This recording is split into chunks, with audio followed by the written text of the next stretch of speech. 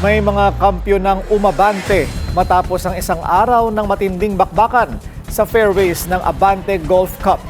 Namayagpag ang journalist na si Dindo Matining matapos masungkit ang prestigyosong lowest gross title sa first ever tournament ng Abante Billionario Group. Nasungkit naman ni Fred Del Rosario ang lowest net title matapos magtala ng 68 points. Sa Class A Division, kinamada ni Chris Garvida ang championship habang nagtapos bilang mga runner-up sina Willie Cruz at Neil Magkilat. Hinataw naman ni Gerard Lola ang Class B title. Kasunod sina Katmaitan at Aldren Madrigal. Sa Class C, nang ibabaw si Warren Zingapan habang sumunod sina Conrad Ansiado at Jeff Delgado. Pinangunahan naman ni Milky Rigunan ang Ladies Division habang runners-up sina Tina Mendez at Cleophilin Kelly.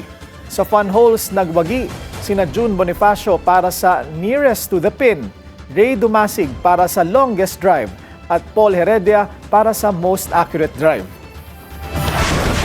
Manatiling nakatutok sa Billionario News Channel, sumubaybay sa aming social media accounts at mag-subscribe sa aming YouTube channel para sa mga eksklusibong balita at storya.